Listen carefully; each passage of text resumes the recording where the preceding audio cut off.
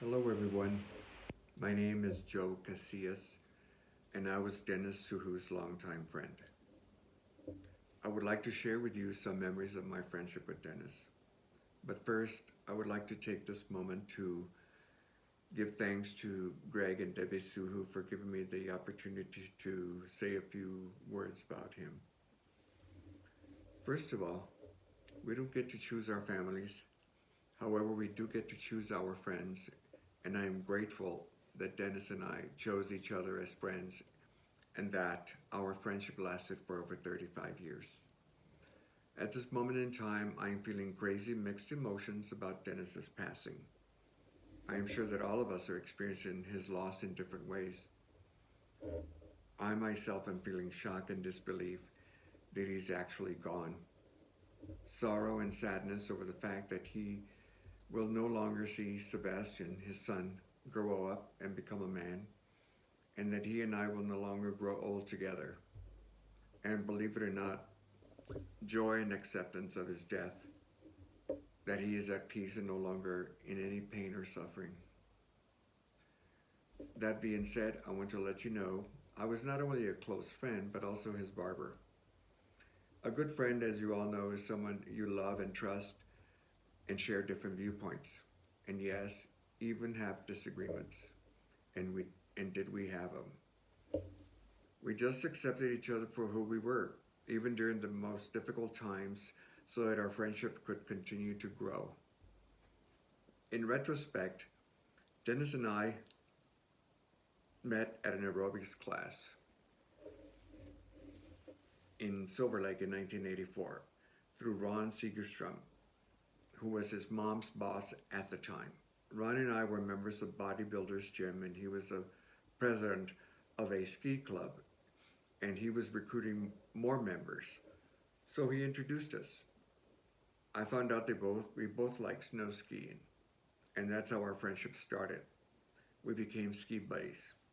And by the way, Dennis was very competitive, and so was I.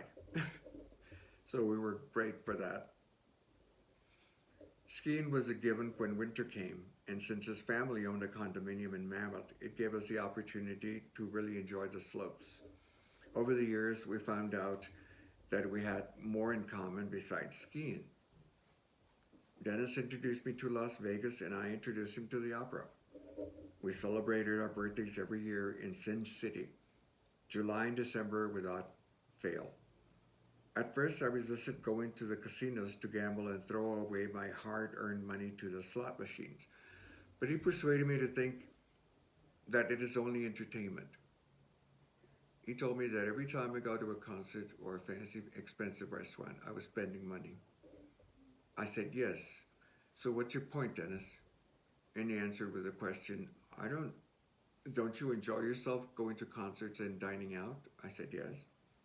Then he answered, well, it's the same thing. You're paying for entertainment. Gee, I never thought of it that way. And from then on, I was hooked. And that's how I justified being a twice-a-year Las Vegas addict. He really liked the arts, and over the years, he learned to enjoy the opera. His first opera experience was with me at the Santa Fe Opera.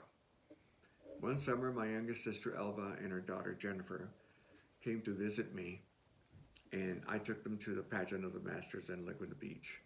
I asked Dennis to join us, and he accepted. He was very friendly to them and made them feel very comfortable, that they instantly liked him. He had that way with people. He was a true gentleman. It would seem like I have presented this narrative of my friendship with Dennis like a small time capsule, but it was truly a lifetime of wonderful memories.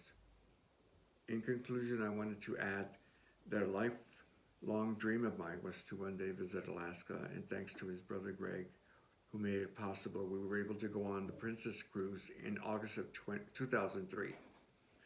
And that's where I met Greg's terrific, caring, and smart wife, Debbie, and their two children, Jared and Tiana. They were so nice and gracious to me. We had such a blast, one of the best times of my life that I will always remember. Thank God for photographs. The last and final time I saw Dennis was in December 2019 for New Year's. he and Sebastian came to visit me in Santa Fe for 4 days. The three of us shared some good moments in those cold winter days in my condominium, stuffing our faces with food that I had prepared ahead of time.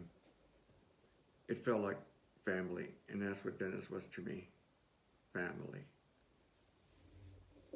Thank you, Dennis, for having been my friend, my teacher, and my travel partner for all these years. I have fond memories of us on our trips that I will forever treasure, and I promise to never forget you. Goodbye, my friend.